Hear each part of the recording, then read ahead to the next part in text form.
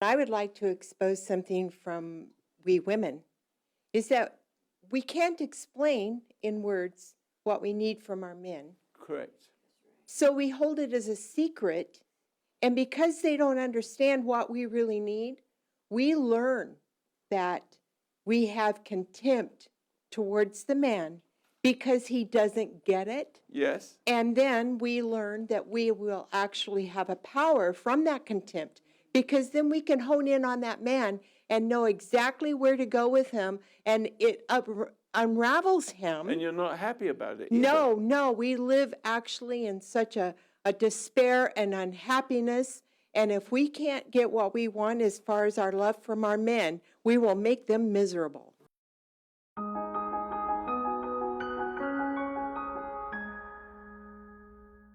So where are we going to go with this? We could go many places. I really didn't come today with a question, Roy. I've been here with my wife before, Yes. and she has a little thing going on that you really helped us with, a disease, so to speak, and she's doing much better. Good. Much better, and much better as a person, I think. That's good. But I mean, just relating to what you say today, it's very clear what you're saying about us being people who are, and as a father, and this is my son, as a father, I was a nice person on the outside and didn't have it together on the inside. Yes. And it greatly affected my children. You still love him, though, don't you? I do. Good. Yeah. See, because let's stop here just for a little bit. Just teeny pieces. He loves you, but he's got irritation towards you for that, which is, I can't use the word natural, but typical, right? Typical. You can't help but extend what was extended to you. Through one man's sin and death through sin, you know that, and spreads to the human race. So you when you were married first time and everything, you do all the things that produce a child. You actually, without realizing it, because you're not who you are, what you ain't gets into them, right? Oh, absolutely. And then you try to fix it, Yes. and you can't. No. It's typical. Done. It's wonderful beginning, nice and simple. So, in the matter of speaking, you can do this to a whole country. As a matter of fact, it is happening even in the best of countries. It was happening when I came here 67, 68 years ago. But people were not so perverse. The perversity, the fact that when I came here, people were like you. I could get along with you. You're decent. You don't know me very well. No, but But no. We can. I'm just all right. teasing. We can. We're good. no, but I understand. We can. you Absolutely, are. we He can. knows it. Yeah. Yeah, but you don't always see what you're saying. You don't see that your timing is all wrong. Yes. You get irritated Too willful. Way too willful. Yes, right. You know. Because we all tend to be willful because the tendency, the knowledge of good and evil are both wrong. Now that's very strange. If they're both wrong, where are you? Correct? Mm-hmm. Yeah, but there's a good and a bad good. A good and a good bad. A good state. Mm-hmm. Where you're angry, but not an angry, but angry behavior. Jesus throws the money changers Yes. out of the temple, right? Right. And so he wasn't angry. He says, "No, you can't do that." And so you should be able to say to your kid, "No, you can't do that." See, but without the anger. Right. But see, the anger is a sort of judgment. Like a willfulness. But what is the willfulness? Well, it's a God. A God wills. Right? Right. Well, you can't be willful and expect to be in relationship with your Creator. And what has substitute what you could have been when you were born. You had it when you were born. Every child, he had it when he was born, but he was smarter than you the day he was born, Absolutely. in a manner of speaking. No, I know what you're saying. The Potential. younger, I have a 5-year-old granddaughter who's extremely bright. You Keep it taught that her way. extremely. Just let them see the new you. The new you is, I don't have a will.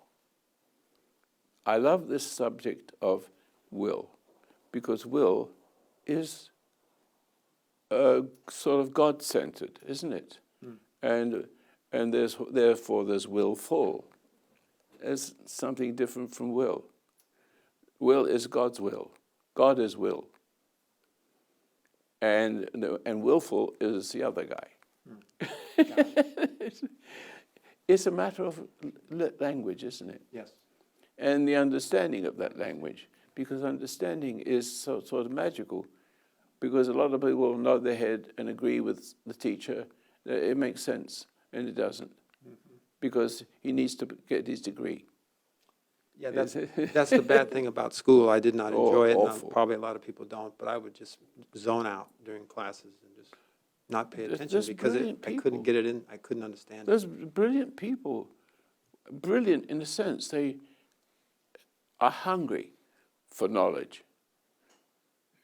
And they're hungry for knowledge of good, and not meaning to be evil. But good is evil if you're so good at being good and memorizing everything and being able really to speak up on anything with good logic. Yes, good logic, but it's all time. The timing is wrong. Even if you got it all right, the timing is wrong. And so I don't want to sit here and spend a week writing out what I want to say or thinking about what I want to say. I have to be me. But that me can't be me. I can't be willing you to, or inventing ideas or upchucking, things I learned in school as authority. Yeah. It can't be done. It's not. It's got to be pure. And the children understand that. Mm-hmm.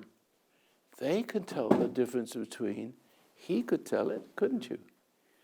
See? Yeah. But the point is, your authority over him, and he's a little guy. Yeah. And so therefore you overcome him. And you cannot, because you're standing in your parents' shoes. Who overcame you? Yeah. That's the story of their whole life. But there are people who understand this, and it just to make a point. The statistics I've heard, it may not be true, but it makes sense, that in 10,000 years, only 1% approximately have ever lived in freedom. I Quite suppose amazing. Rome would be counted as a civilization that was growing and then becoming decadent. See, it's 400 years up and 400 years of horror. And so democracy always turns into hypocrisy. See, Yeah. we lose our freedoms. We are losing our freedoms because we are losing who we are. Especially, but even when I came to America, it was still there. We're still passing on who we are and getting our children to stand in their shoes. But it was more gracious. It was closer to what God wanted. And there was really good people. I traveled 40 states, and everywhere I went was really decent people. And but even the decent people weren't happy with their decency.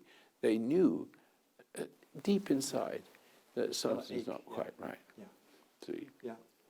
It seems, you can really see it, Roy. I mean, the Democrats and Republicans, I remember when I was 9 or 10 years old and you'd see the elections and your neighbor was Democrat, across the street was Republican, and okay, yeah, blah, blah, blah. But still Americans, still loved America. Yeah. Still, and it's changed now. There's a problem with America, that it has two forms of America.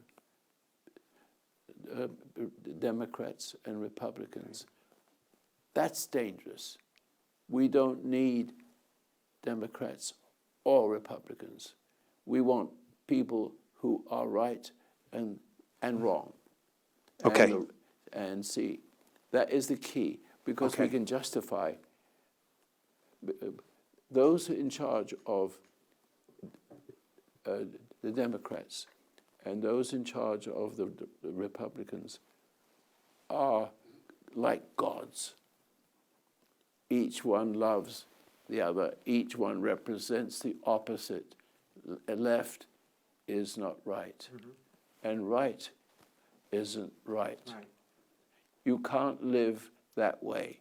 You only need to know not to have any system called Democrats and Republicans. They're neither one any good. The system itself stinks. That makes a lot of sense. You see? Yes. So now you've got a person in power. I can't speak about these things. I can't tell you anything about Trump. Can't say anything. See? You understand nothing, ever. I can about never Trump, tell you no. what I believe.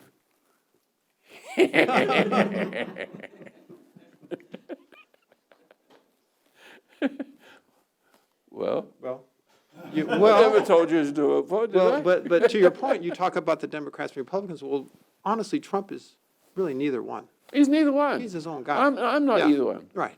Okay. I Fair enough. like him. Yeah. But that's why I like him. I could say I like him. I didn't say should make him president, did I? He's a nice. But see, I am like that. He is like that. He is intuitive. You recognize it. Gutsy. He is. He's got. I won't say it. And the average person. Yeah. The average person is different. Average person fits in. Are you still laughing at me, Ann? Boy, I'm freezing. Now you know. You want my jacket? No. Okay. Sit down with your tongue, please. All I'll right. warm up in a minute right. when you say So, something. okay.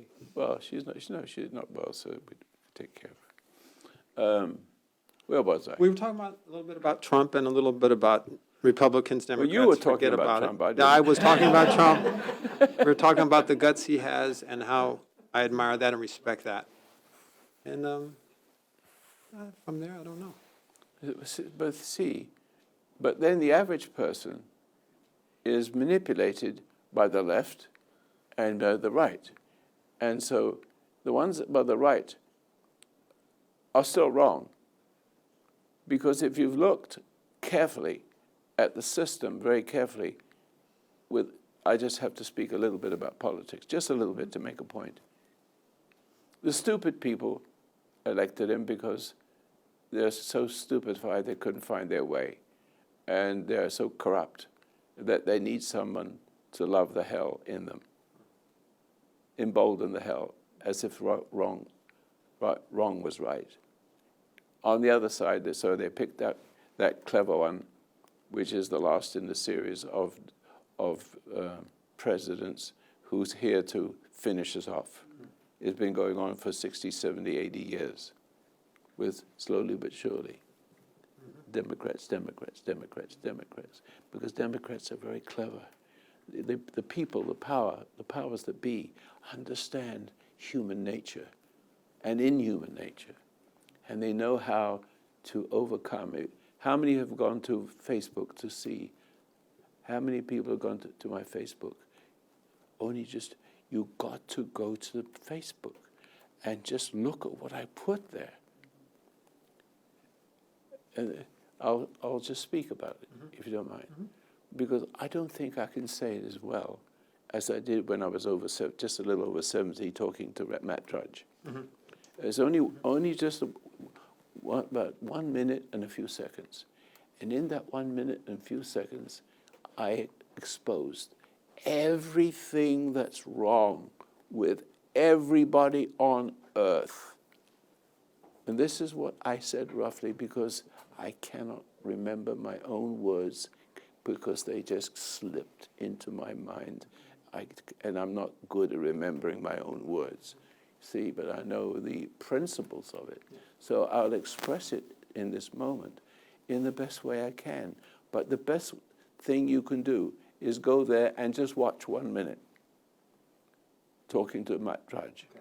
He actually put me in the position of saying it. So he says I said that we are involved with emotional politics. Now, what does that mean? Emotional. Remember, everybody thinks emotion is normal. No. Emotion isn't for people, it's for animals. And animals that are subject to people. Because you push them and control them, and you can play games with them, and you can give them some candy, and you make them do what they want, what you want them to do. You shouldn't be able to do that to a person. We have to be independent. I mean independent. See, that's something from within. Intuitive. You have a gift. The dog doesn't have a gift. He can't build a bridge. He can't do anything except eat and be eaten, right? Right. And that is stress. And stress works for him. If he's a strong dog, he wins. If he's a weak dog, he dies and he gets eaten. But the same thing happens with humans mentally. They eat your mind. They live off your soul like cannibals. But I'm going to tell you how it works. Okay. And this is very essential, because if you can grasp it, I can send you home right now. But I like your company, so I'm going to string it out a lot more. I don't have a chance to speak because people won't even call my radio program. They're so scared stiff of what I'm saying. Yes, it's scared stiff. I say to the liberals, you're mentally ill, the whole bloody lot of you. Now show me where I'm wrong. Nobody ever calls, ever. 55 years, never, not one single one. All I get was, that's all I get. Yeah. Some imitation, Yeah. like, that's how they talk when they can't understand you. See, they make fun of you. Yeah. They make fun of virtue. So, excuse the imitations and the pantomime here, but so I said to Matt Drudge, I said, all politics is emotionally driven. So you don't see things in a proper way. You cannot see through emotion clearly. Those who can make you emotional can make you hate them and push you over to somebody else that seems to love you, but they're loving your hate. They're appeasing your hate. They're making that hate seen okay. So that's the right. On the left, you've got the people who are appeased. On the left, you have, let's say, black Americans in the inner cities. They're not too far from slavery. Therefore, there's a tendency to look for that which corrupted them to make them feel better about themselves, because they are the extension of that and they don't know it. And so when you get upset, if somebody upsets you, I'm not talking about what I was saying to Trump, what's his name? Raj. I'm coming to that in a minute. I'm just playing around with it just a little bit. And so when you are upset as a child or upset when you've grown up, it continues. What happens as a child, it continues adding till you can't hardly stand yourself. And then you become more vicious. You want to take it out on somebody else or suppress it. It's crazy. And everybody suffers from that. Mm-hmm. But to make it simple, to make it really, really simple, the emotion that you think of as makes you human is the biggest lie that ever existed. emotional politics. Okay, so here it is. He said, we have emotional politics, and those who are strongest at it and good at it can overcome the others, and those others were Republicans. All of them gave in to Obama, who knows exactly what he was doing because he's such a nice person. You love him as he is, and he loves you as you are. And that is the worst thing that can happen, to have someone love you as you are. Mm-hmm. It's codependency. So you can do that. Hitler did it. Now, how he did it? He did it with cruelty. Obama is a sociopath, means he does everything nice and lies to you. You know, you can meet somebody who's nice and nice and nice, and you give yourself to them, and all of a sudden, bang, there's somebody else there. Yeah. And you don't know what to do. Yeah. You're already a slave, and you can't stand up. You've lost who you are. Mm-hmm. It's all these things. Mm-hmm. So being nice, you got a nice president. He's such a nice person. He doesn't do any harm to anybody. He doesn't do anything so the roof falls in. And he knows, and you can't say anything. And then while you can't say anything, he does something else for somebody else, but it's always making somebody else worse. He has more, but he's creating a whole system of broken, loyal, wicked, cruel, crazy, insecure, dependent on him, and all their worth is a vote. All their worth. Yes. And they have nothing except he gives it to them as long as they're loyal to him. Yes. He rewards them, and then he can make violence. And he can put people in the place and get out of the way himself and make sure that they're all paid very nicely. And they feel very important and entitled. And entitled to burn down your houses and businesses. Mm-hmm. See that? Mm-hmm. Now, there's a way to overcome that. There's a way to overcome it. I know none of you here like that, but you can hear it. And they can't. But I need to get, I'm on my, I just want to jump in here just a minute. I looked at my Facebook this morning. It's almost 300 million. 3 million. It's only in 10 days. So I can change the future because I know how the buggers work. Yes. The buggers work, and you know what a bugger is. You don't know what a bugger is. It's not good. Yeah, I have an idea. But you have a good idea. Yeah, I have a good idea. Okay. Pardon the vernacular. That's fine. Yes. So I'm not afraid. That's what I call them on my radio show. Okay, now here, let me play this again. I'll come to the whole. See, I'm talking about a relationship with Matt Drudge and me. 1 minute, I'm going to expand on it. Then I'll say it to you. Now, sin is temptation, correct? But what is temptation? Cruelty. Bullying. The bully intimidates a person that's weak, especially if they're younger, and kids, schools, and things like that. Once that happens, they're born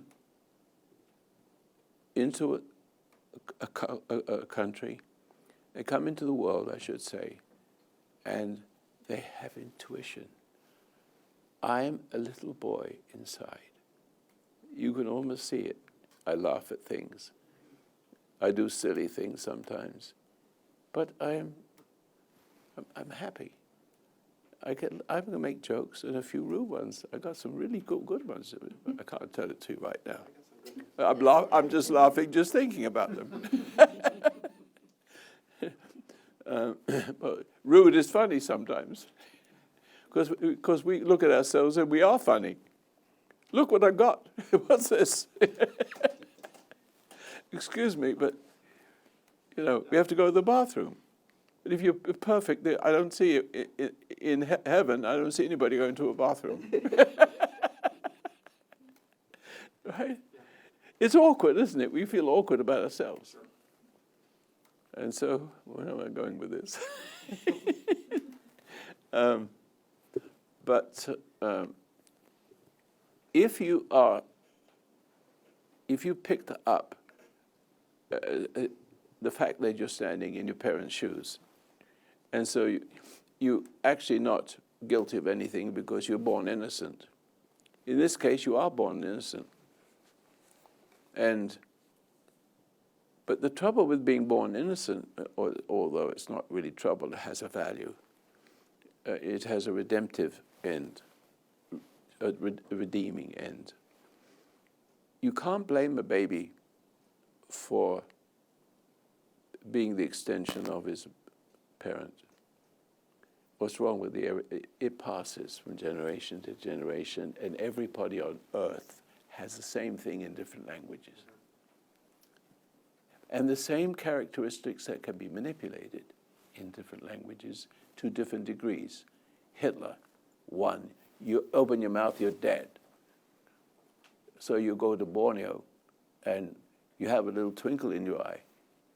And that's the little baby that has the twinkle in his eye into the soup pot. But in America, you have opportunity. You have Constitution. You can make your mistakes. And the Constitution is for bad people, for Hitlers and cannibals, see? They eat your soul. And they sometimes eat each other, eat other people. You'd be surprised how low you can sink. And that is being destroyed. That Constitution is but it's not. Constitution is for the bad guys. But that squashes the freedom of bad people to do what they want, because they think that good is painful. You know, when evil people don't like good people, uncomfortable. It's so bad that ISIS kills little children because it threatens them. Can't stand the beauty. We appreciate the beauty, but we still screw it. You see, we can't help ourselves. We do our best to hold on to it. But it gets so bad, though, as bad parenting begets bad parenting. There's tendency to the country becomes, if it is encouraged with radio, TV, music, universities, schools. If you can infect that, you can take away, you can actually add to the misery and suffering of the country, meaning they're losing their common sense. See? And there's a difference between a person with common sense or a modicum of it, sufficiently enough to know that the bad side of the left is bad, and the right is just as bad. See? And we don't know what to do it. But that's the system. We don't need any freaking system. We need good people and to fight bad people. But the trouble is, you got really bad people on the left. We got rid of the Ku Klux Klan on the right. So we are closer to it. But we are not strong enough in our rightness, if there's such a word. We're not strong enough as you. You know that you're a decent person.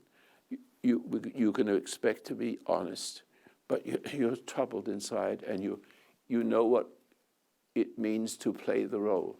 You know what you can see. You can go to movies and see what heroes are, and you bring it home and you play those roles, and it's good, but not good enough. It still will seep through into your son. Right. See, and you need to be not standing in your father's shoes because you resent your father. You tend to become him or do the opposite, so you feel free. You'll be loved. That frees you from guilt, that you hate your father. Got it? Yes. Okay. Yes, and then you can see, oh no, I don't want to be like my dad. And so you do this opposite. So if you're a Christian, he'll turn into an atheist. If that's God, I want nothing to do with it. That's your thoughts. That's the beautiful thing about family.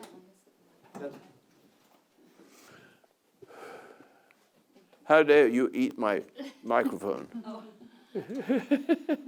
What you said is the beautiful thing about family too, Roy, because it allowed me to see what a type of person that I was, what a phony I was, how willful I was, by how my children were turning out. Because I look at them, see little mistakes they make, no big deal, nothing terrible.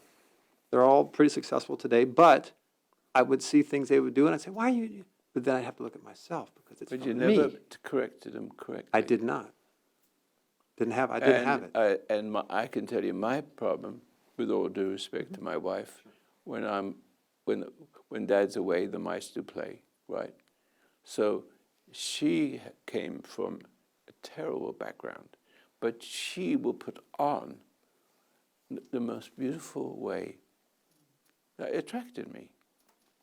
It's still there. The trouble is, it isn't real. And if, as a result of that, she's getting sick from it. See? But she couldn't see what she was doing to the kids when I was gone for 12 or 13 hours a day, going backwards and forwards to Los Angeles from Ventura and do my programs. Eventually I could do it at home, you know. But all those little things, it doesn't take much. For example, don't tell your father, I gave you ice cream. He said not to. See, she did one. I'm going to give you a thing that what women do. If you eat your dinner, I'll give you ice cream. I say, no, that's not what, you don't bribe your children to eat, correct? That's a conditioning. Bad. Then she does it anyway. She does it anyway. Willful. She does not know she's doing it. Absolutely does not know she does it, and she doesn't remember it. In that state, which I call hypnotic state, every person is born into sin, but not their fault. It is imposed upon them because the sweetness of their is so sweet, but they're not strong to stand up for themselves. So they get infected and get lost. But the innocence is still there. The Bible says, unless you become as a little child, you cannot enter the kingdom. It says you can become as the little child, but not a little child, the word as. Like Clinton has the word if, is. It makes a difference, correct? Yes. Language is powerful. As with understanding what good is and understanding what evil is. Now I come to my point. So I said to Matt Drudge, we have emotional politics, which means we can see the emotion. If the left is emotional and pushy, like your father, like your mother, pushy, completely unreasonable. The unreasonableness tends to win over reason, which isn't perfectly complete. You have to have a complete purity to deal with a complete purity of evil, which is the left. And the left is always undone the right, the right of people to be right. You'll pardon me. Excuse me. So, who's following me so far? In other words, it's emotional politics. And emotional politics wins. So when you're emotional, sweet, nice, I love you as you are. You're dead for life.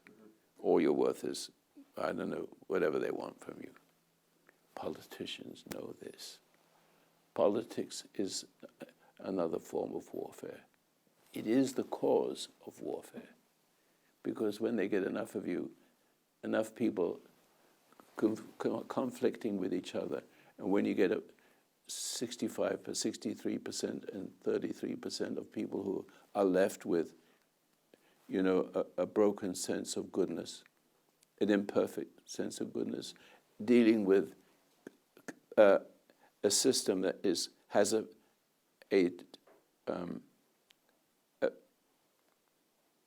a politician, in our case, what do you call, I can't even, I'm finding it a little bit hard to say something, because Obama is the president.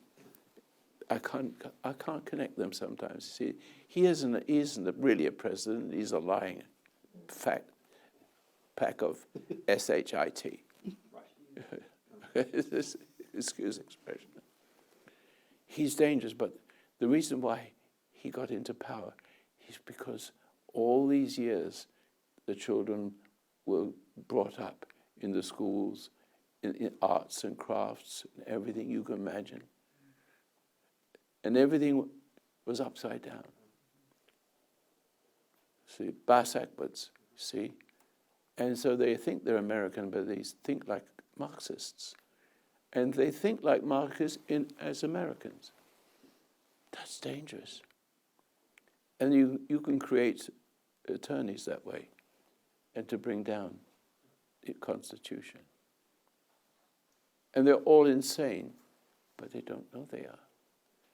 They feel that because they've elected the president, and the president loves them and gives them stuff, etc., and then multiplies them by getting rid of the male in the family, so he becomes the father of them, of the woman, husband of the woman, and the father of the children.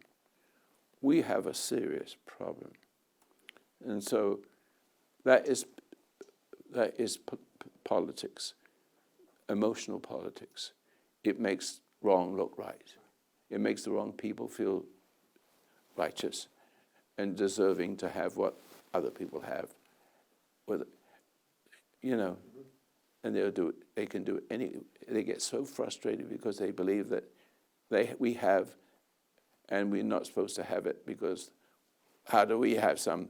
They don't understand it. The work does it. They don't understand what work is.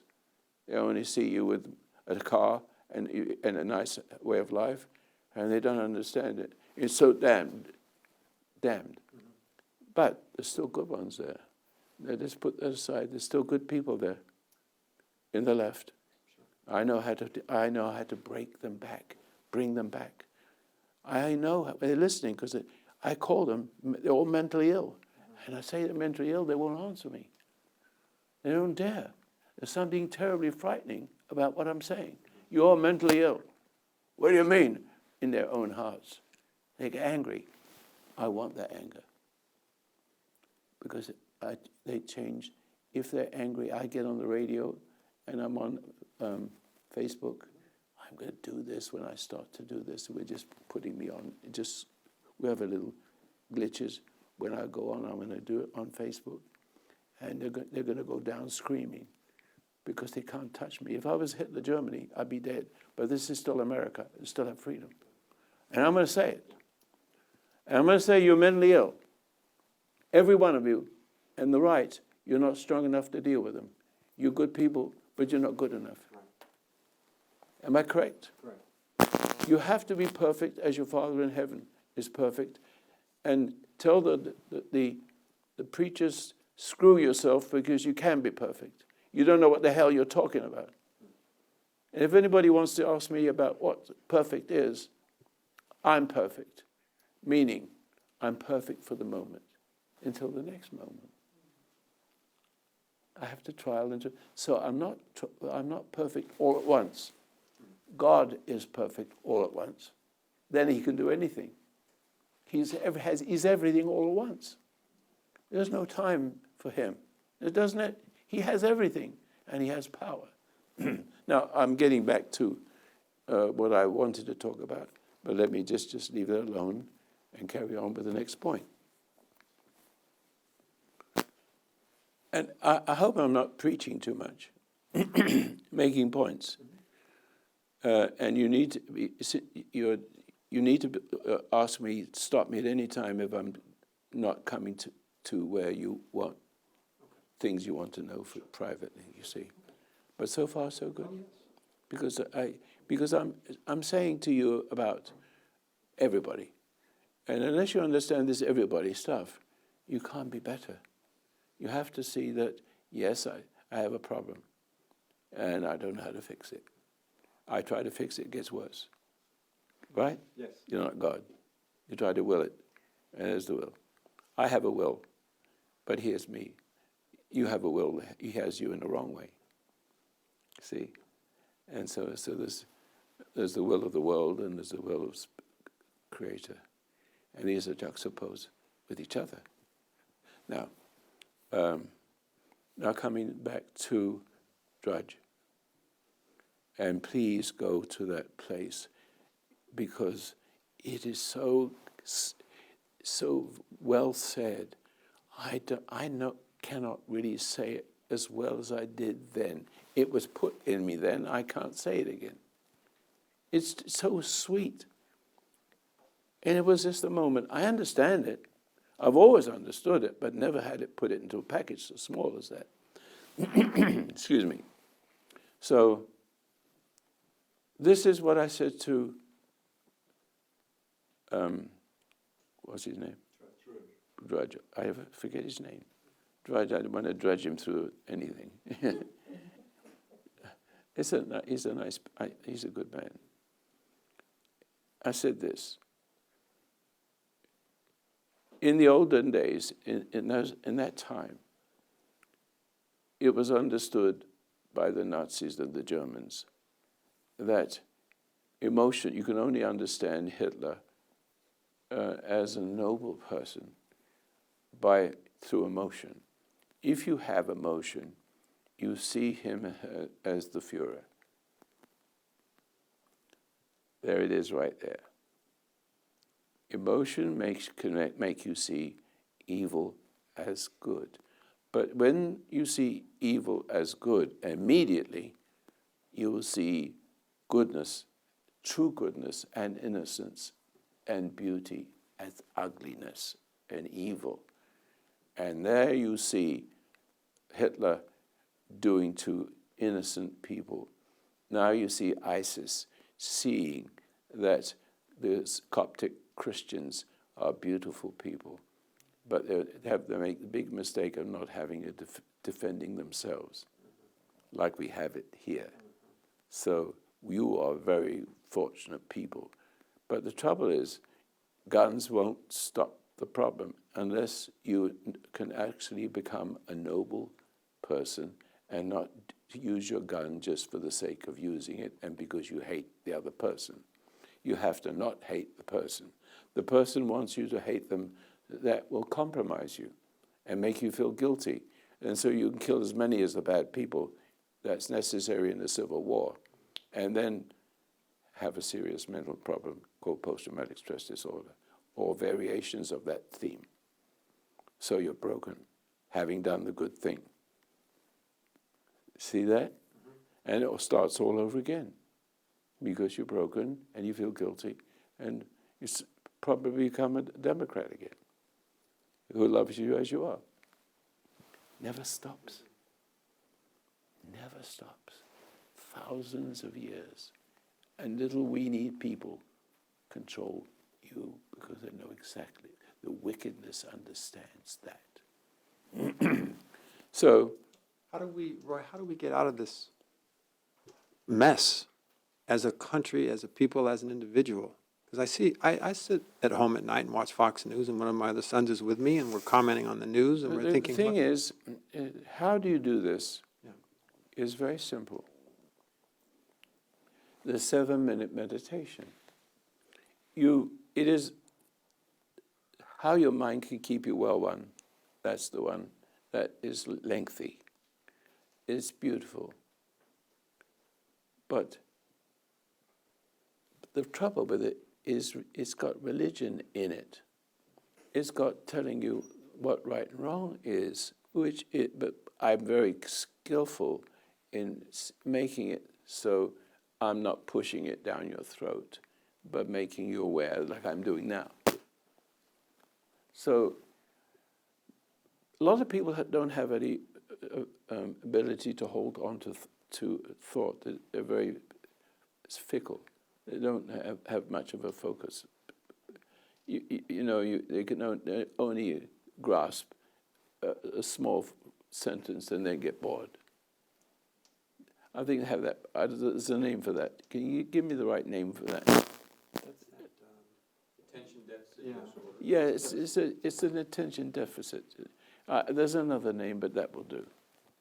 I can't always get the right words, you see.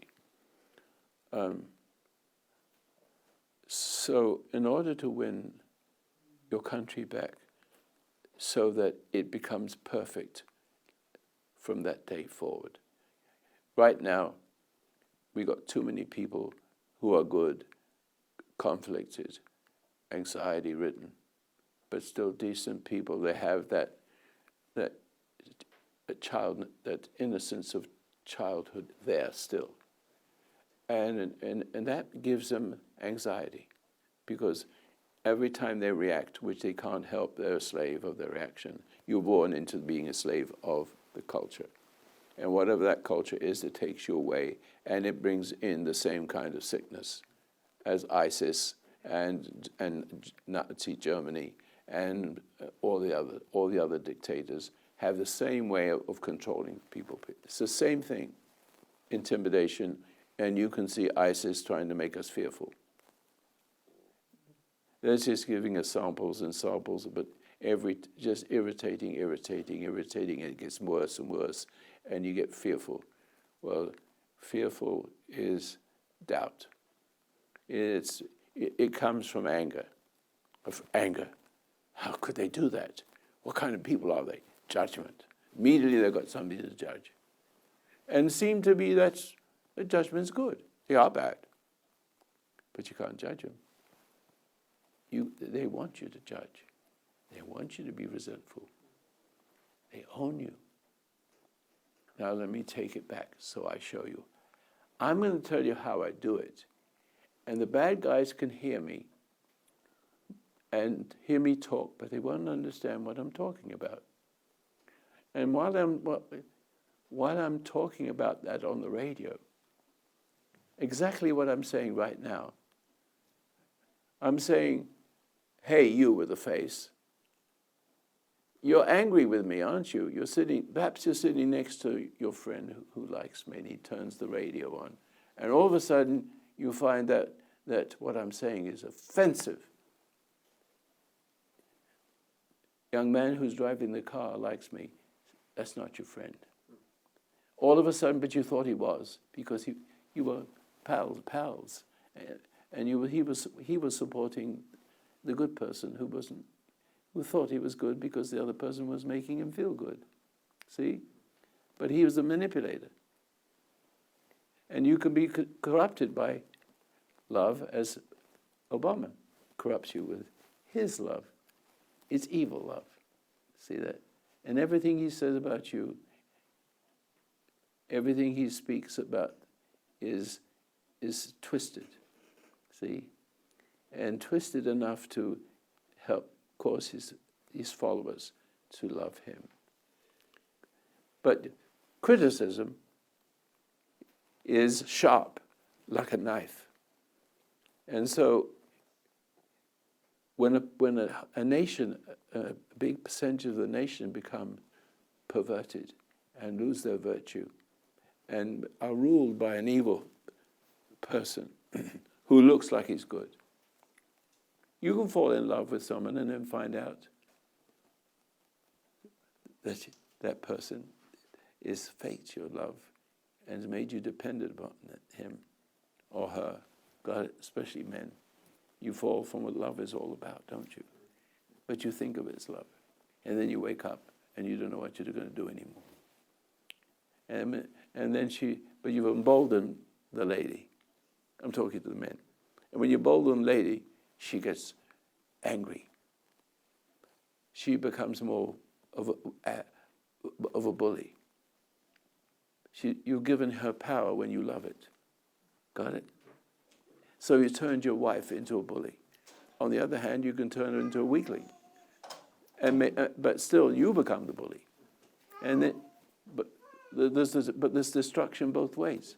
So the weaker she is, the more she gives, the more she will give him what he wants, because in order for peace, she becomes an appeaser.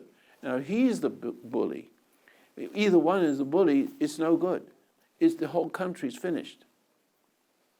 Because you always got one person's a slave and one's a bully. Got it? You can't have a country like that. Because that's the whole country. We have to find out what good is. What good really is no will at all. No willfulness. Because God is the will. If you ask me, do I have a will? I said, let me ask you first. Do you have a will? And you will say, yes, I do. Now ask me, and I say, no, I don't have a will. The will has me. You better look at the will that has you. See that?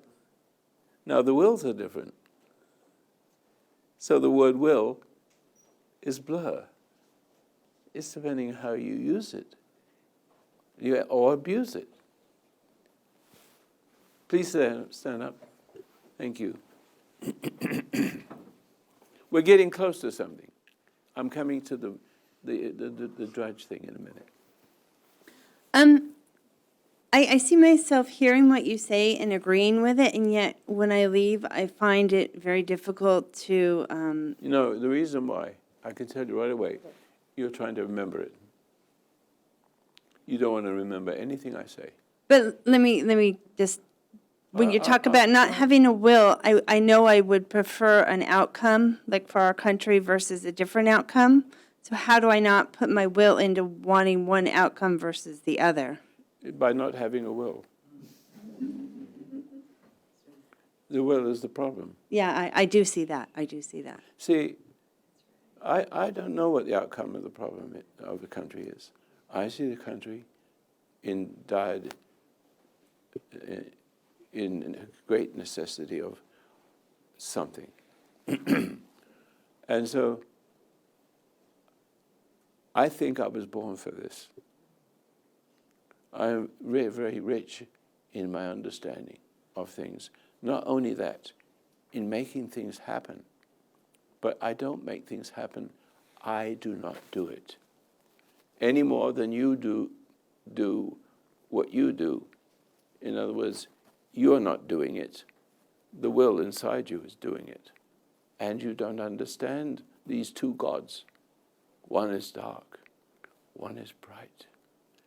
And so, but the effect of it inside you is similar. Except is the knowledge you have and the motivation you have is emotional. It's driven by emotion. Anytime you can awaken emotion in a person, you own them. Or if not, somebody else will own them. You may run away from that person, but you're going to go to a person who loves you because you hate your father or mother. It never stops. It's too complicated. It's so subtle. It's so simple and beautifully ugly. You see, beautifully dangerous. It's almost indetectable. So now I'm talking to left and right people, aren't I? I'm saying left, you're mentally ill. Every one of you on the left that voted for Obama and people like him, which weren't so clever. They looked like they had pieces of it, and the pieces of being a liberal president got to be a perfect version of it. It's all been carefully constructed by some other country, financing our downfall. Slowly but surely, because you can't take America. America is such a powerful country as it was. It would take 3 or 4 generations, where the average country would only take 1. Hitler did it just like that. Got it? Now, so I think I've said it all about that, but then we need a cure for that. So you do see that your emotion you think makes you human.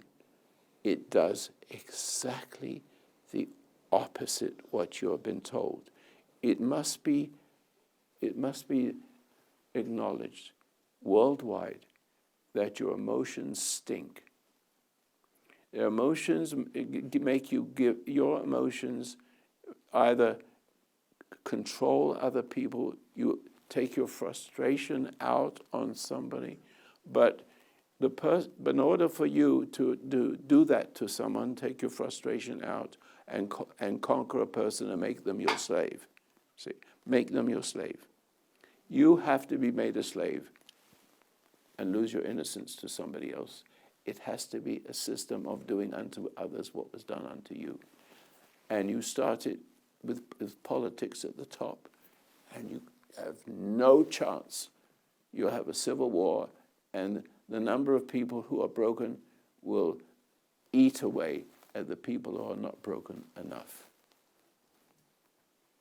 Who understands what I'm saying? Now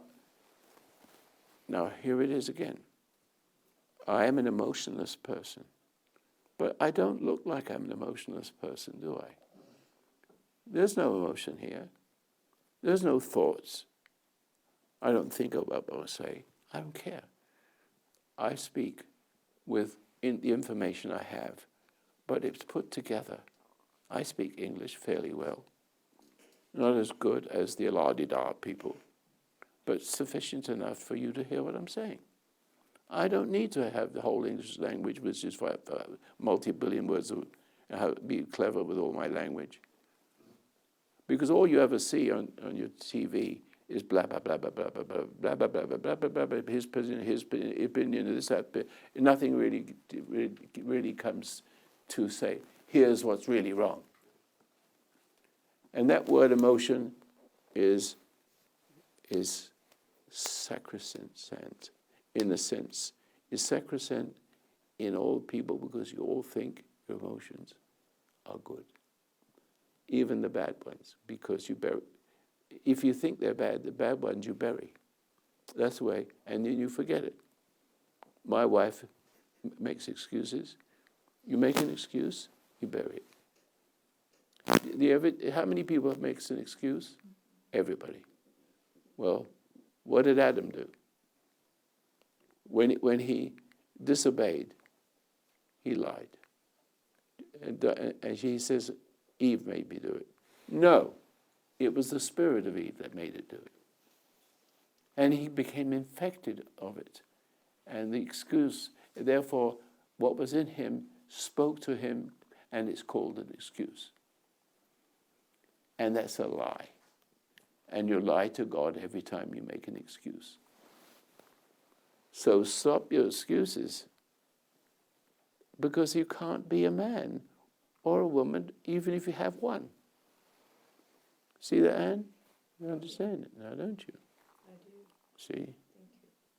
She's beginning to come around. I'm going to get my wife back. You shouldn't have lost me in the first place. No, you've been listen, the day I sat in the car with you Yeah. and touched your forehead and got you to, you said, I have a headache. Yeah. You know I'm a hypnotist. You know, I'm very good at it. I can mesmerize this whole country. I can unmesmerize them. That's my job. That's hard.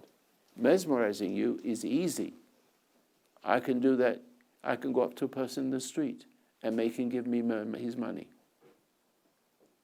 And he would know I hit him. And he would defend me. If he took me to court, he would defend me. He couldn't admit his mistake. And no matter how much anybody would try to make him tell, that's how it could be done. But once that happens, you think it's you. And you can't believe it's anything but you. See? Because your will is crazy. You want to see that. You want to be you. You're not. And it's well known. But psychiatrists are lost. The psychiatrists we have are just programmed to teach to lie to the kids and jump through hoops so you get a degree. The average psychiatrist is an idiot. He absolutely knew nothing about post-traumatic stress disorder. Just for what it's worth, department, the little money I have and the little influence I have at this point, since now Facebook is making it different. I was on radio, it was too expensive, it cost me a lot of money, I don't reach so many people.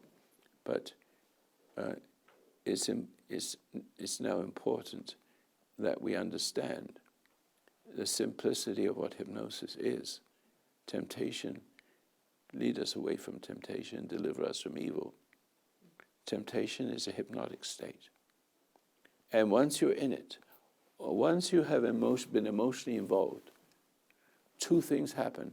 You run, you escape, but you take with you the nature of the other person. And that is an appeaser part. And an appeaser can be a seducer. See that? Or be a slave of a bully. Either one is no good. So there's no goodness, hardly any goodness anywhere. And now goodness in America is so perverted that we're beginning to think that a person who is, what do they call a person who is still virtuous? There's a name for it. Innocent? Innocent? Well, is his innocence, but sexually innocent? Well, how would you? Virgins. Yes. Chaste. What was it? Chaste. What did she say? Chaste, a chaste person. Chaste, yes, chaste, okay. yes, yes. So the innocent person is rare. See, but the innocent person. So all you've got is people confounded with really, really, really wicked and control. But what's behind the good people? Churches. Screw them all. So good to hear you say that, Roy. That is so freeing to me because from a young age I knew that. There was nothing there. That is a freeing statement. Attaboy. Screw them all. Yeah. Thank you. All the religions of the earth are wicked. Even the Christian ones. Because you don't need a teacher. Do you? And so how do you know if the teacher knows? Why would you trust a teacher? Why does everybody have, every religion, the 22,000 Christians, teachers in this country, everyone has a different opinion.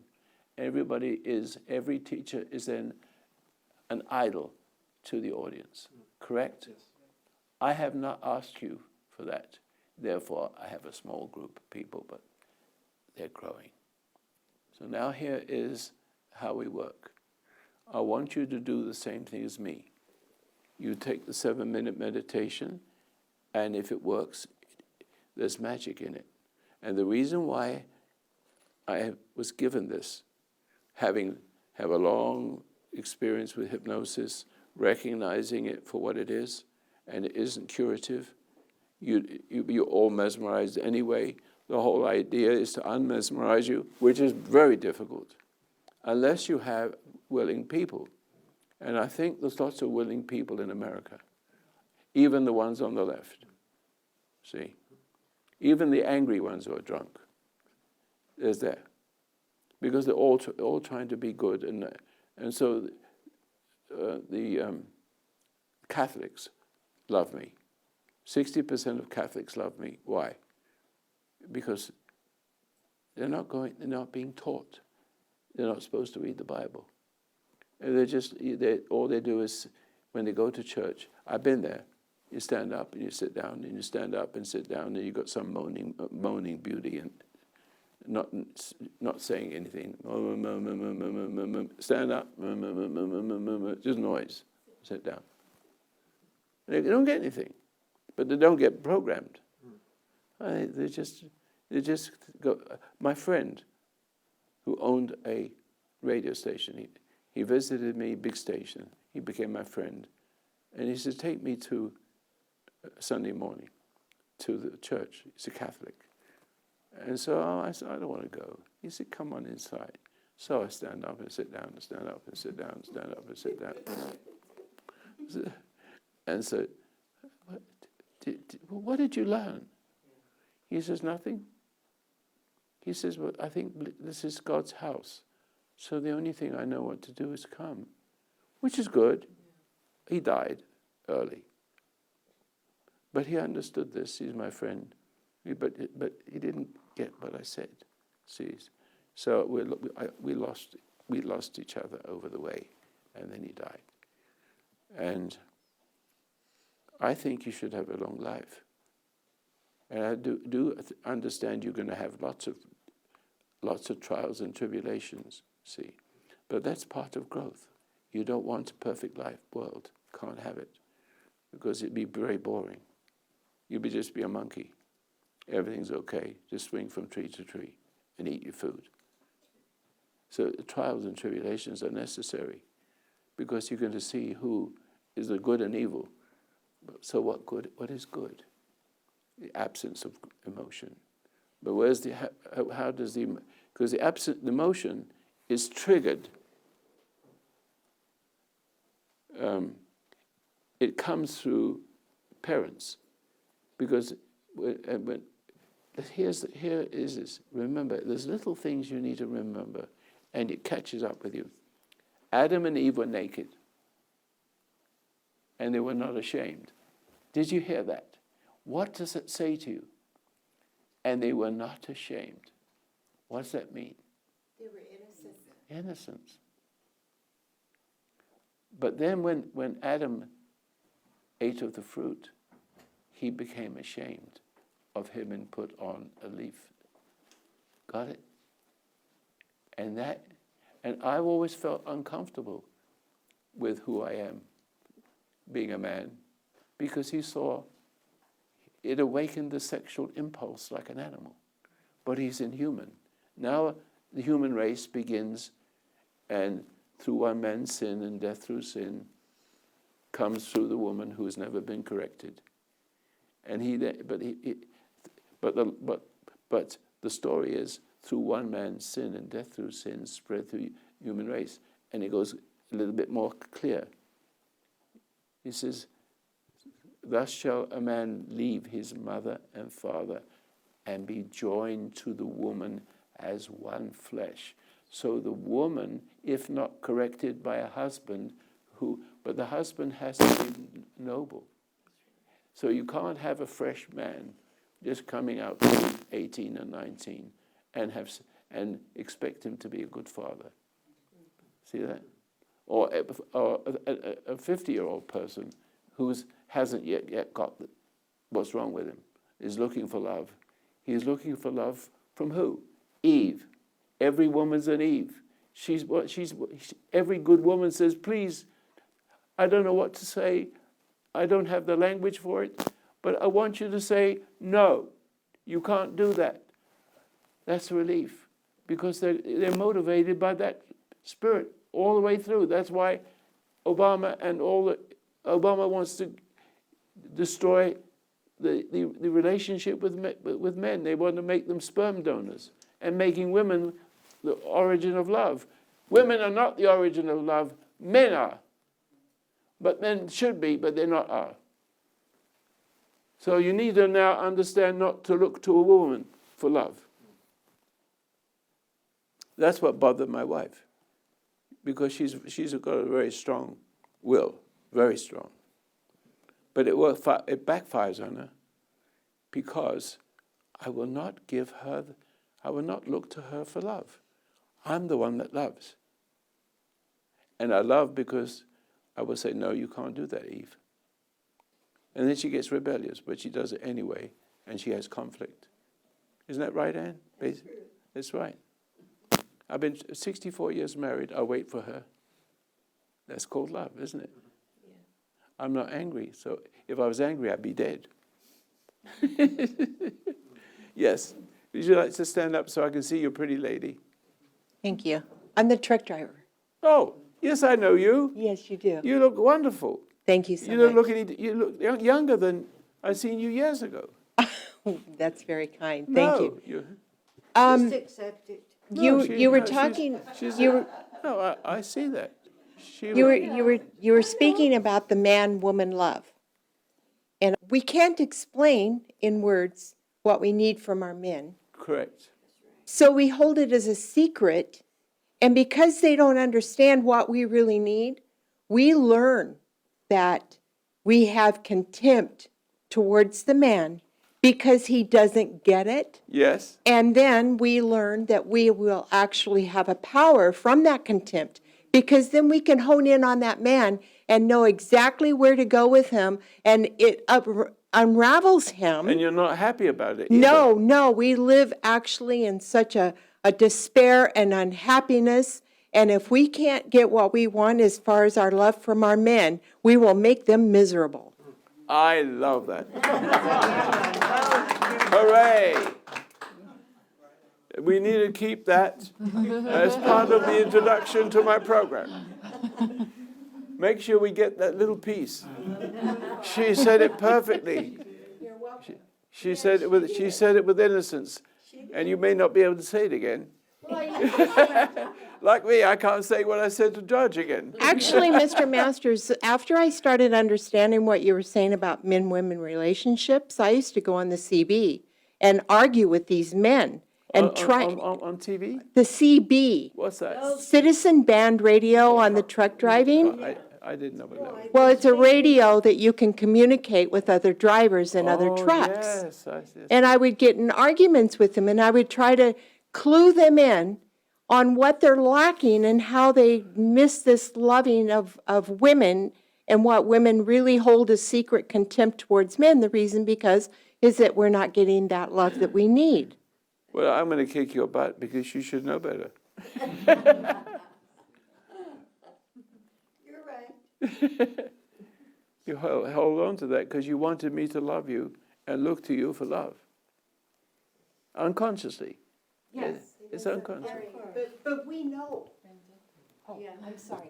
But we know, and we understand it, but we You better can't come put over here and do the lecture.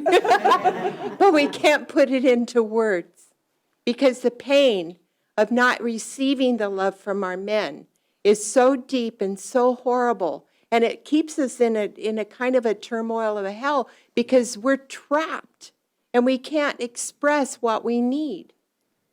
And the men keep failing us, and I think that's the reason why we have women's lib, because women's lib have had to come up to express and take the place of men failing. Only to make it worse. Absolutely, we make it worse. And then you have a Because we have the wind of hell in us, and that hatred and that despair just absolutely piles it on our men, and it makes them weaker and weaker and weaker because they don't know how to stand up Or against it. bullier. Yeah. It's a terrible state that we're in. That I'm not married anymore. And I've had opportunities to have other relationships, and I wouldn't, because I would see after my experience of my life, which is a book, that if I was to have other experiences, I would eat that man alive. I would absolutely. He was so weak that he was actually, I don't know why he would be attracted to me, but I knew not to do that anymore for my sanity, for my spiritual growth, to understand, because I don't think he'd get it at that point. I really don't. It would be like dragging a carcass around. So I wouldn't have any more relationships on that level. But I love to have friendships with men. I think that's My wife says the splendid. same thing. She loves men and not women. Well, Even if they're not perfect. Yeah, I do. I She do, loves the I men. do enjoy both sex relationships, on that friendship level. But it's more difficult with women as it is with men. And I'm still learning that one. I'm not perfect on it yet, but I'm doing You're okay. aware of it, and that's good. There's a few ladies here in the audience that could probably chime in on what they see about me and why it was so difficult to be a friend with me. That would be helpful if I was to hear the other side of it. But that would be up to them. That's all I have to say. I think it's very nice. And and therefore you've lost your anger towards men. Oh, absolutely. But then you could find a good one, because there's good ones out there, but they're rare. So you have to sift them out over a period of time. And But if I'm you not- never find them, you'll still go to heaven. I mean that is a very nice statement. I have resolved Independent. into I a love it. journey. A woman like this, you're worth your weight in gold. I've And since resolved. I'm Jewish, gold is very. I like gold. I resolved my journey in a solo state, and I'm perfectly good with that. I'm very good with that. I've had to let go of the relationship with my son, and I know that he has the right to have his own life as he sees fit. He has the right to be wrong and blow his brains out. Well, in a manner of speaking. There's nothing I can do at this point for either of my children. They're in their 30s. They have a right to have their own choosings. Is all I can do is just have mine. But you can, as a noble lady, which you are, a rare one, okay? As a noble lady, you have the power of a man, because there's God in you. There's God in you. You couldn't say that. As exquisite as it is, there's something in you that is the power to talk to your sons, such as sons, especially when they're growing up. Look, your father's dead. Let's assuming that, okay? But let's make a little dialogue, huh? Okay. And said, so you have a 5-year-old son. Let's go as far as that, even younger. Your dad is not here anymore, and you're the only man, the older one. And I'd like to have a discussion with you when I have a problem. And do you mind that? Because I'm a woman, and you're a man, and you're a little closer to God in the order of things, even as a little boy that you are. In a manner of speaking, you don't have to say that, but even as a little boy, you talk to him and consult him as to whether you should sell the house or not, etc., etc. You don't have to listen to it, but you want your opinion, because you are big and he's small. But he needs to have but you don't talk to him and mother him. You must not mother him. Let him love you as a husband, in a manner of speaking. Give him that choice. The only trouble is, the next son, who's younger, might be jealous. That's what happened to my brother. He got jealous of the fact that my mother looked to me. And I was able to make money when I was 13 or 14, working in my uncle's diamond cutting shop. I was learning a trade. And but you see how that he became jealous his whole life. I became his dad, but I didn't know how to be a dad. So basically, all I knew is my brother needs to go to school and get a degree. He wants to be an architect, and I don't have any. I only have a skill of being a diamond cutter. So I go to Africa. I take him and put him through university, Witwatersrand University. Make sure I was playing dad to him, but he was still jealous and jealous and jealous. And then he's broken for life. He's dying now. He's made up all terrible stories. We're so guilty. He had to be right, never wrong. But there wasn't anybody doing any harm to him. No, he's had a good mother and a good father and a good brother. And I did it with love. See, basically, that's my nature, to do it because I want to. I want to see my brother. If I can't have a degree, he can have one. And that's what I did. But you see, we don't have any control over who is who, and who is what, and when is whatever it is. So, I like what you're saying, but also to add to what you're saying, women must not listen to. I could only call it the system of women being having more love than a man. Man may not have it, but she wants it. See how that is? So it isn't there one way or the other. He hasn't got it to give. And so but you want it, and you get frustrated because it's needful for you to be whole and not be subject to the dark side of the force. As it goes through the generations. Man born of woman. We Well, always wonder why that man born of woman thing doesn't make. How else would you come into the world? Yes, but it's not quite like the animal. There's something about the man that needs to be the man. There's got to be the head deer and the head bull. And then you have harmony. Otherwise, this herd is scattered, doesn't know what to do. You have to have somebody, an order of things in a heavenly order. A heavenly order is God, Jesus, Savior of men, and then men loving the hell out of women, not embracing the hell in it by looking for approval, for a sense of worth, which he doesn't know what worth is. But the moment I understood that men they don't have the capability or even the knowledge or the You can forgive need or them. the want or whatever it is that's where they are not able or capable of showing that love, when I realized that, that's where forgiveness comes in. And after you have the forgiveness, then you find the happiness within you because you don't have to look for that anymore.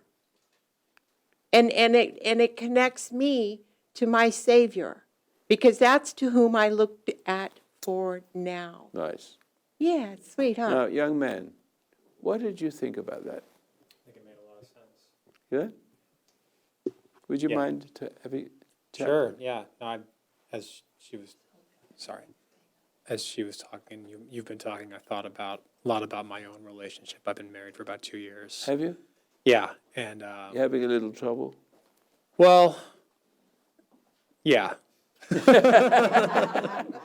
No, Who doesn't? I'm not a very good example for her, unfortunately, and I try my best to. But what is the problem? Are you an appeaser?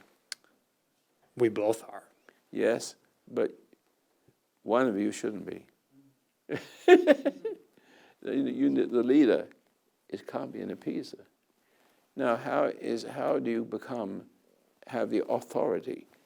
Not because you have a penis, excuse the expression, and not because you're a man stronger than a woman. It's because you have a spirit of authority that she can hear is the authority and not the man looking for love in all the wrong places. The Yes. pattern I fall into a lot, I'm not patient enough, and I get angry. Impatient is a killer. Impatient is opposite to patience. And patience can endure just like as impatient can endure in a horrible way. Then when I do that, then I feel guilty and it makes me weak. But guilty is true. But what you need is, but look, you know this doesn't work. You know being weak and not outspoken. You know it doesn't work. How about trying to speak out without anger? In your mind, you says, yeah, I'm angry. Well, you're angry, but you're angry at the woman for being what she is. In other words, you don't have the power, so you try to assert what a man should do, correct? But the point is, you don't have the authority. You're just a bunch of blabber. Basically. We see that. And so you're just a procreator, just an animal procreator, looking for feelings. And there's your emotions. Feelings are emotion. You need to get rid of the feelings. But how do you do this? God takes them away. It takes away anger, and it takes away fear. It takes away guilt, and there are no emotions at all. So she can scream and yell and curse, and you're as calm as a cucumber. And she tries to tempt you, and you don't fall. Ever. Have I ever fallen in our marriage? You're not going to say, you can't have your You've way. been a bulldog. No, not a bulldog. You know your place. Yeah, but you can't get your way with me. No, that's right. And that was a blessing. But I never tire Yeah, telling her no, yeah, it's the wrong thing to do, and Yeah. all the noise that comes back. yes. So God gave me her, who is a really sweet lady inside. Thank you. She is, because she practices it on the surface, but doesn't understand it in reality. And she still doesn't think that when I correct her, because she got a will, and that you can have a will, a very charming will, and she's got a very charming will. But I knew when I married her, why I married her.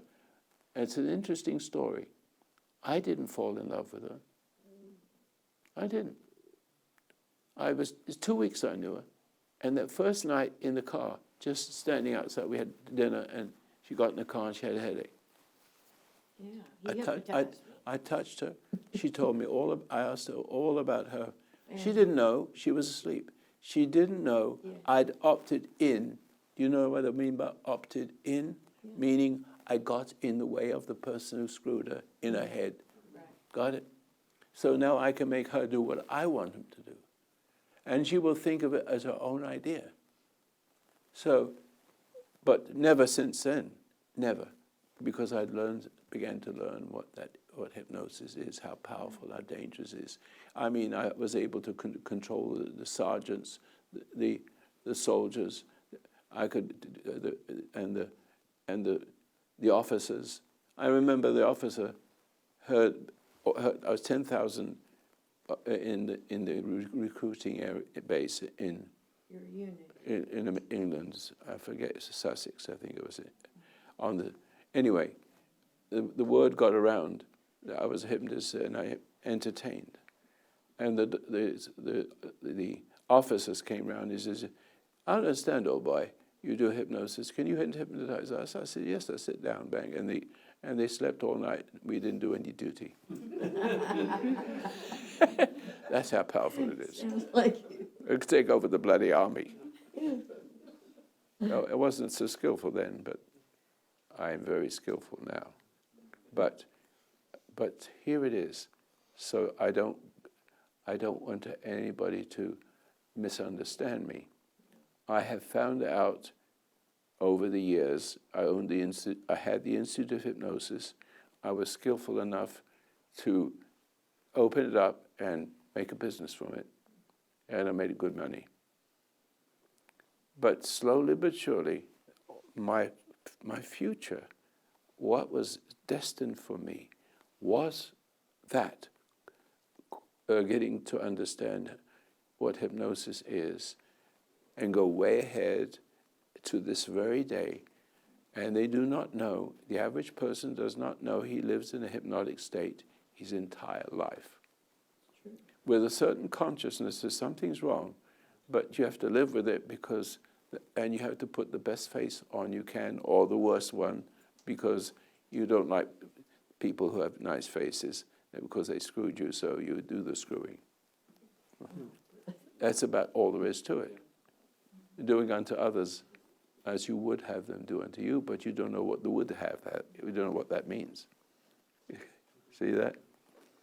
Jesus is brilliant.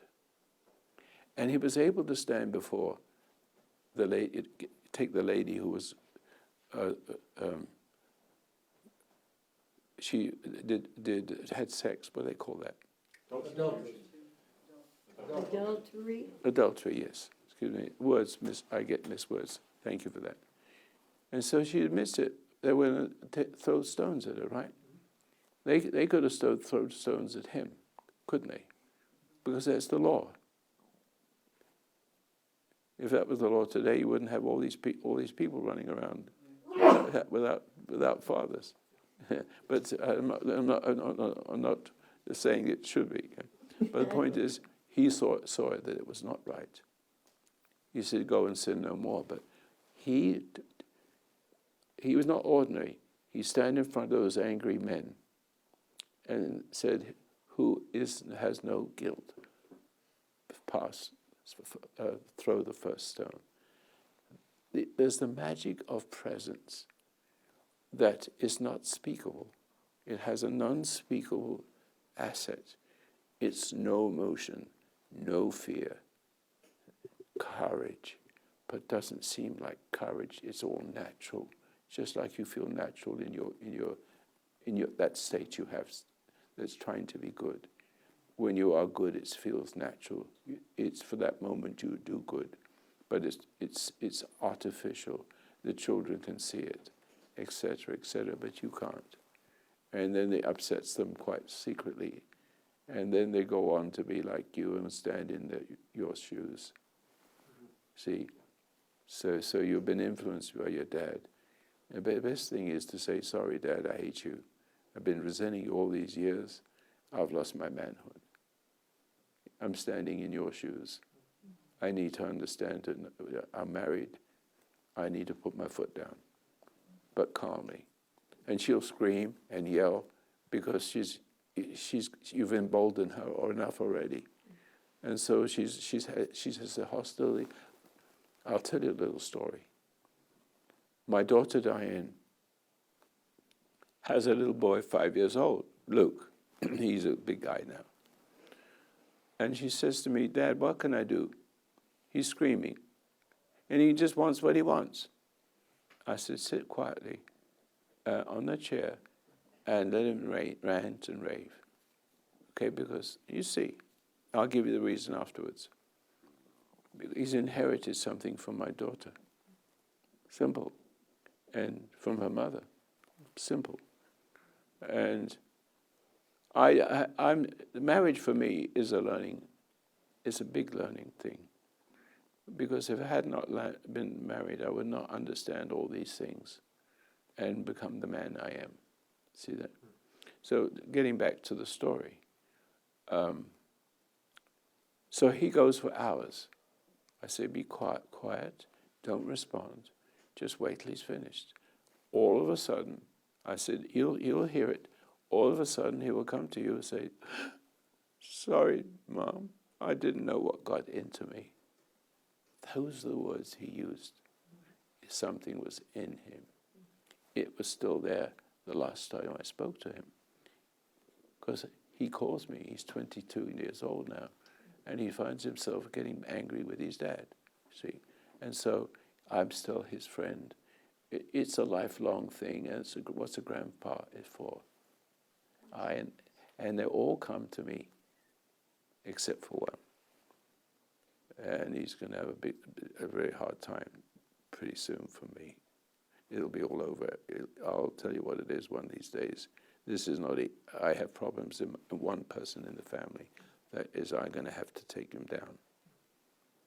We'll see, it's a nice war going to happen. I enjoy a good war. You've been a father to me, Roy. Huh? What?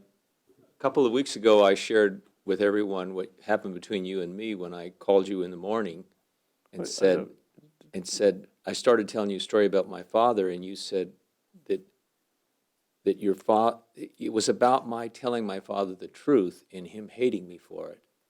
And you said you killed your father when you did that. I was older and he was sick with cancer. But because he hated hearing my innocent observation of what was, and when you said something to me, I don't remember the words, but what it did is it freed me to realize that my niceness came from not forgiving my father for his rejection and his cruelty. His cruelty made in me a niceness. I don't know if I'm saying it very clear. But what happened, that was like 2 or 3 weeks ago. So this last week, I found myself in the middle of the night going through similar symptoms, physical symptoms that I had before. And I thought, what is this? And Not unfinished business. yeah, and it was in my stomach, solar plexus area, and it was going on all night. And I just was awake, sitting in a chair, feeling the pain of it, seeing all the doubts and fears go by, and not knowing what it meant. And in the middle of that, I had a realization. My realization was, you want your wife's approval too much. And I just realized it. There was nothing I could do about it. And that was it. And I'm a different person. And turns out I had the 24-hour flu. But in that 24-hour flu, for most people, it would be an inconvenience. It was a lifesaver for me. Because in that physical symptom, if I didn't hate my pain and hate, and give in to all my body's and mind's fear of what this means, and I simply endured and watched, I was taught something. And all he taught me was the truth. I saw it in a wordless way, and I didn't have to fix it. Peter, you don't have to fix it. All you have to be willing to see it, and you'll be different. Magnifico. Magnificent. Now, you don't have to fix anything. You only have to see it. And to see it with gratefulness, correct? You didn't see that before. But it's taken you, how many years have I known you? 40 years. And the first year, but roughly the first year, you had a tremendous exorcism. Well, actually, I had the beginnings of that. It took a couple of years for it all to unfold. Yes. In all its drama. All the sicknesses, all the Right. trails of sicknesses left behind. Right. In the And I mind. still had a life to live. Yeah. Because Peter, I taught. I was his teacher for a while.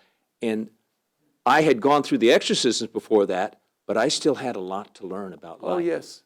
It's the beginning of your discovery of everything. Because something in me was allowing me to let that evil, not to stand with the evil, but to stand back and let the presence in you affect that. It was exposed. It had nowhere to hide. It wasn't that I was good. I was just willing to stand back and watch the uncontrollable. See how simple to see yourself uncontrolled and not be angry at it. That's the And secret just to life. seeing it. Just the seeing of it. It does not require you to do anything more than seeing it and saying, oh, I see that. Right? That's all you have to do. You don't have to go, whoopee, whoopee, whoopee, whoopee. Or you say, oh, I'm going to fix that. No, Yeah. it's not about that. So all you need to do is understand this, and you may not say a word to your wife, or that you might. You might say, honey. I don't call my wife honey. She's vinegar. I mean, I didn't know. I didn't say that. I don't remember it. Sorry. I'm not guilty. I don't remember it.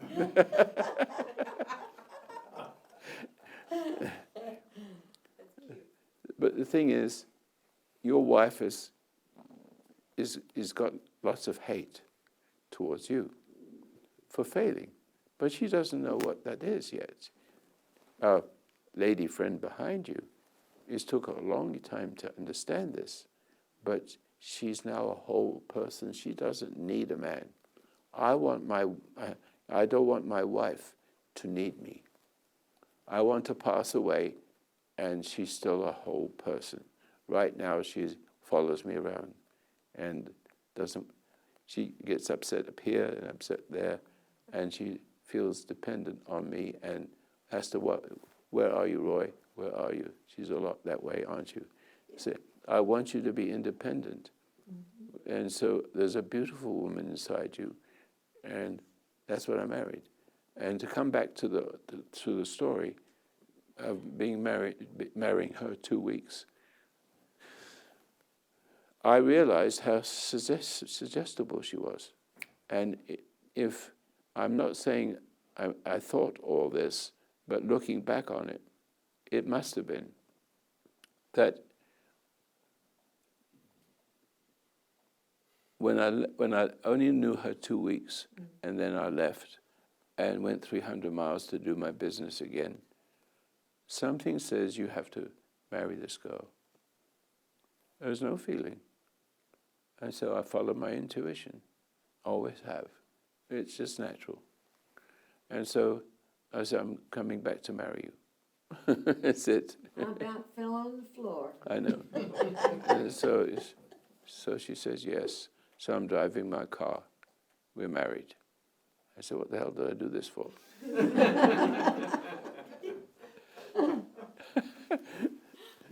Every bad happens for good, for those that love the My Lord. father wasn't very But happy. But the point is, she's a difficult person. I mean, really, really screwed. Nicely screwed, nicely dressed, pleasant countenance, etc. But when she got married, she doesn't want, first thing she said, buys Coca-Cola. I was only earning $50 a month. So I made her we went back to the store and gave it back. Oh, yeah. And then, Best thing ever. and then she got angry about something, and she didn't make my dinner. I said, I don't not go to work because I have a little trouble with you. What's the problem? Yeah. Why didn't you make my dinner? Oh, I'm not going to make your dinner. Oh, yes, you are. I'm going to close the doors. And 3 o'clock in the morning, she made my dinner. I didn't eat it. That's the way it is. I don't have to be violent. I just have to. But she's very willful, very crafty. But that's not her. That's right. I know that's not her. Now, you should say, Roy Masters, you're smart. Why can't you fix it? I cannot fix a person who isn't ready. That's true. And she is just creeping up to the ready, Teddy thing. And you see, I don't want to force, to manipulate her to be a better person. That makes me God. That's true. I cannot, but I have the ability to shift. The trouble is, she and everybody else who is in that state does not like to be found out. Because it in you is in control. So you're not dealing with a person, you're dealing with it in everybody. That is true. See, that's my father. He did a number on me. And people have to be careful about how they raise their kids. Yeah. I'm telling you. That's what happened. to I me. know. But you didn't need to let Yeah. me bring you up as a little girl into being a pure lady, I know. you know, I know. and have a new influence over your family. Yeah. I've told you it's you that has influenced women do that Yeah. when do. the man is working. That's true. It happens. You can't help it. Yeah. And she does not know what she's doing. I said, if you could admit it to the family, Yeah. all the problems will go away.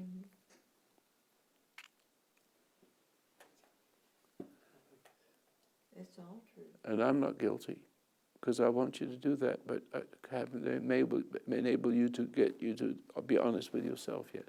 I see. And that's your problem, see. And no psychiatrist could tell you that. I'm the loving psychiatrist. Yeah. See, I care that you don't care. I don't care that you care and don't care. I'm going to keep doing it. Yeah, well, I think, no, I know that Mark is getting better.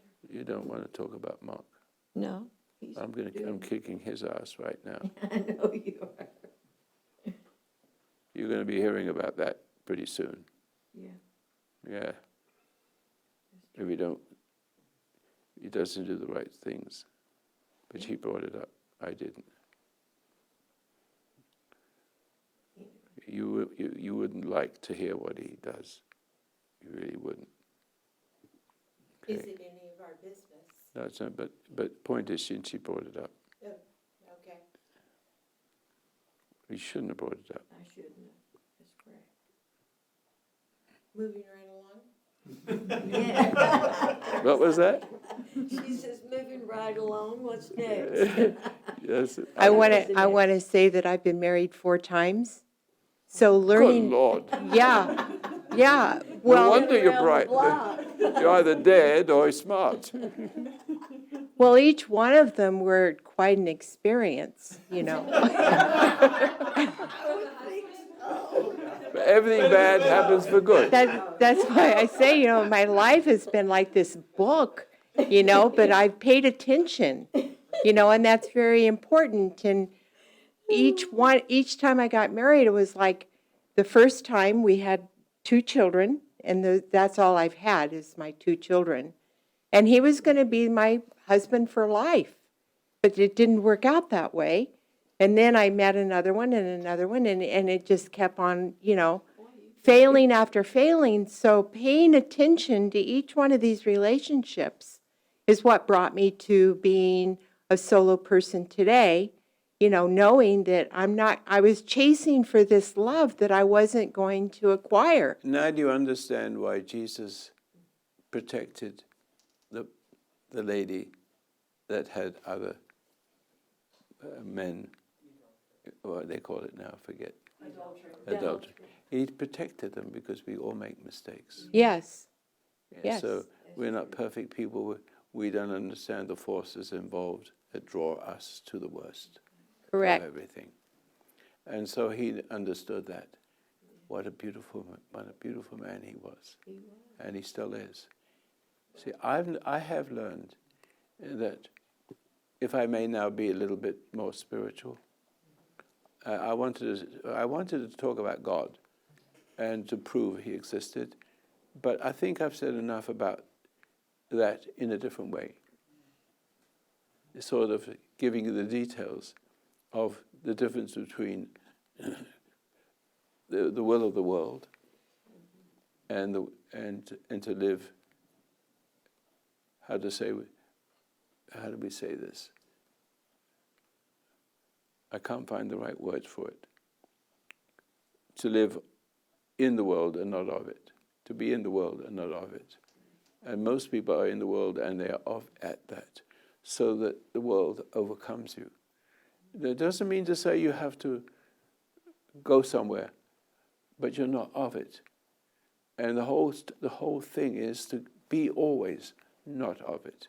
And to the degree you succeed and hold your ground and love your Creator and know that He's there and He's your Savior, and that Savior aspect has in it a redemption, so that He takes away your anger.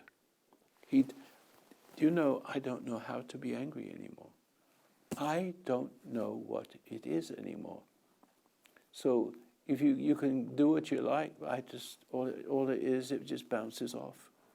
And it frustrates, what it does is frustrate the bully, because he can't eat his pound of meat.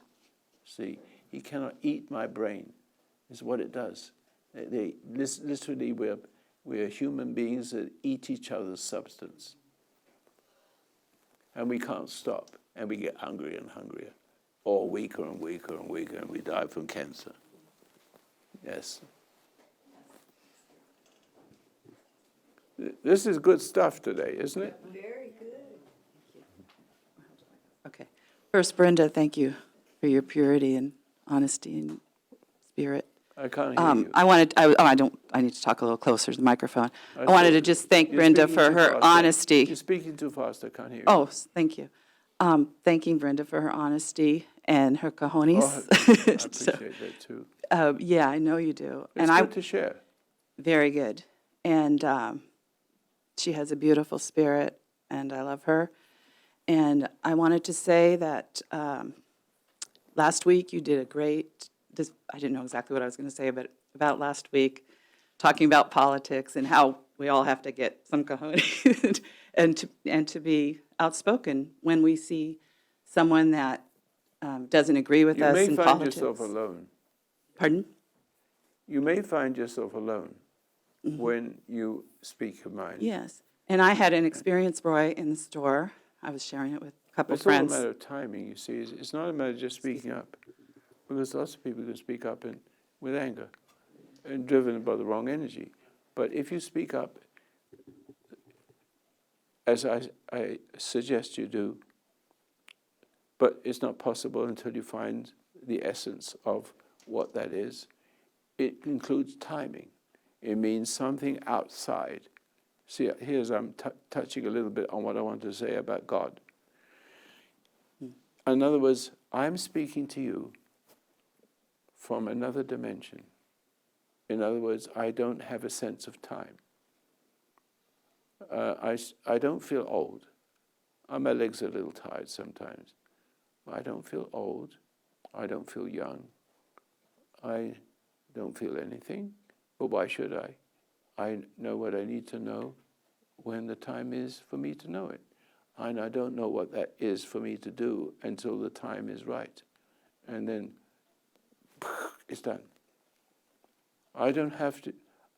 If you ask me, if people will say, if I accomplish something remarkable, and they say, how did you do that? I said, how else would you? I don't know any other way. I don't know the left. I don't know the right. The center hasn't got any emotions in it. It does, but God is driving the emotion. It doesn't produce a conflict. See? It's magic. So I can never go to university, never go to school, self-taught in science, self-taught in everything. And that's what you should be. You can listen to the world, and you can see they don't understand, and you can try to make them understand it, but they still don't. But you do. In other words, you bother people, and eventually you might get to them. Because when you start being honest all the time, and you can't help it, people don't know what to do. It's like being evil. You've got to give in or go crazy. But giving in is a good thing in this case, because you're demonstrating really goodness. But you don't notice it as goodness. You speak up, and the timing is right. You don't say, I remember, you mumble, and then and it goes along and goes along. Maybe it strikes out right away, which is stupid. You spoke up. It's not right, but still, you're addressing what's wrong. But then you don't know what to do. You sit on it, and then one day you get really angry. It's just timing. So what you really need is to see the injustice and shut up and not be angry. Now, you might want to, if it's meant, you can say, excuse me, but you can't do that. Whatever. Right. And it would be perfectly natural. It isn't you that says it. But neither is the you that says all the wrong things. It has the same idea that it's you. And you've got to be careful to think that this good thing that's happening is the magic. What magic? It does magic, because if you are infinitely in love with your Creator, meaning every moment is intuitive, every moment is timing, and you do not know what the timing is. I don't know what time it is. Before I know it, I've done it. Oh, did I do that? I just taught myself something. See? Roy, last week I was talking about how we just need to speak up when we are around our opposing political, like in my case, my cousins. Well, I had the opportunity when I was in the store the other day, someone tried to pick on me and telling me how she was contributing to the other candidate. And she looked at me and she goes, "You're not one of them." And I said, "As a matter of fact, I am." I missed it. I missed So it. that I was, excuse me, that she was wanting me to be happy for her that she was contributing to the other candidate in the line, and she kind of went at me. But this was the first time that I was able to not feel any emotion, and I looked at her and I said, "Yes, I am voting for him." And I found my voice. And thanks to your talk, thank you, Roy. I want to thank you for your speech last week on politics, because it helped me to find my voice. Those Thank two you you. should buy. May I suggest that you spend a little bit of money and buy those two Sunday morning conversations and keep it for posterity. I'm about to go through some very dangerous things, and it will be public. I shall make it public. And it's one of my sons. That's all I can tell you.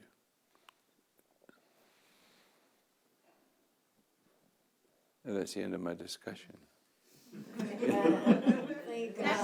How long do you think you were sitting here? Over 2 hours. But how long does it seem? 10 minutes. 10 minutes. Now, did you understand 2 hours, actually exactly 2 hours, sitting here, and everybody says it feels like 10 minutes. You were involved with that inner peace I try to express. I don't have a sense of time. In other words, the days are seconds.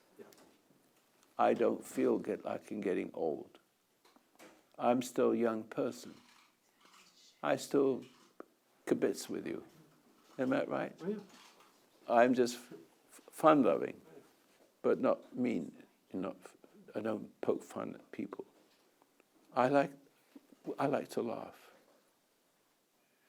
and I don't like crying. But I have no feelings. But then a person says, "How could you have no feelings?" I say, "How can you afford to have them? They control you." And that's all I can tell you. Because I do have the emotions, but I have a different director. The emotion is an energy field. So when somebody screams at you, yells, it's got an energy coming out of that. If the energy comes out and angry, energy is like electricity.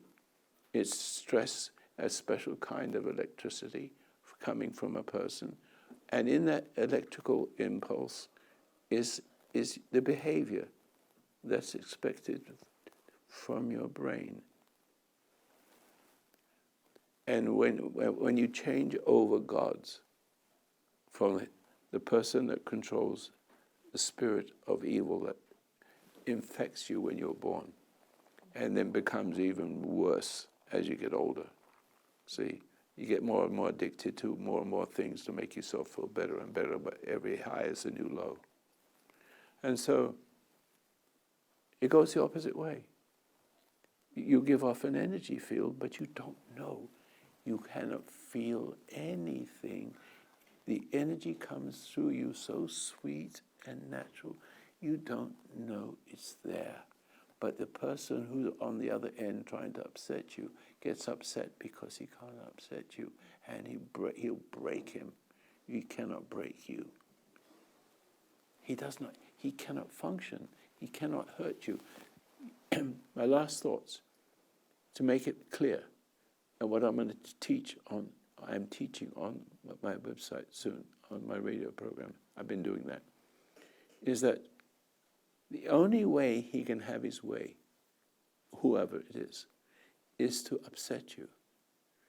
And then, so I'll give you an example, and then I'll stop talking. Otherwise, I never stop. We're okay with that. Yeah. But the point is that,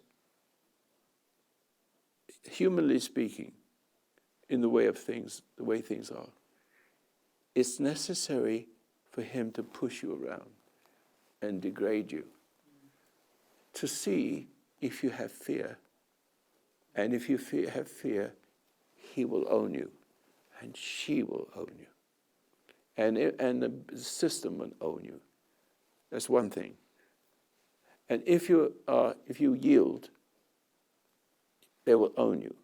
If you're angry, that person will own you. He is prodding to see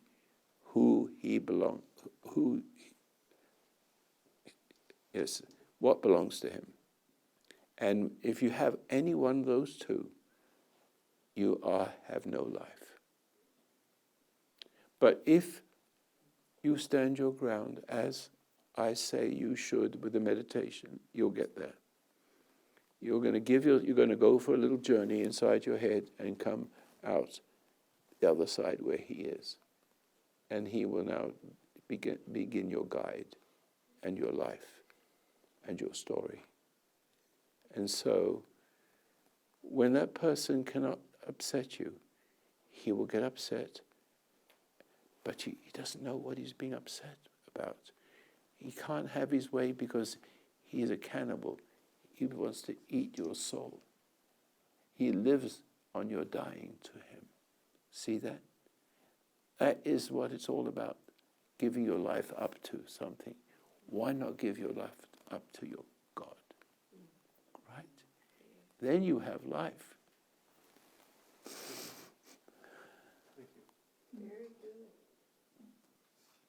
Thank you for coming. Thank you. Did you get what you wanted? Yes. Is there anything I've missed? I came here really wanting nothing but to come today, and there's nothing you've missed from me. Thank you. Yes, sir? Very good, thank you. Yeah, Thank you. thank you. Yeah, I'm happy to serve. thank you. I felt the sweetness of this small audience. And I go home. And what time is it? See, it's only a place on the clock. So, you know the beauty of it is regeneration. I have proven regeneration. Heart, prostate, all recovered. 4 operations, cut to pieces, bits taken out of me, all grew back. Regeneration from within. Okay, Anne? You'll be fine. I know you'll be. We'll get you sitting up straight. How did you pass over from you over to me? You can't compare the two, Roy. Thank you, Anne. God bless you all. Thank you very much for coming.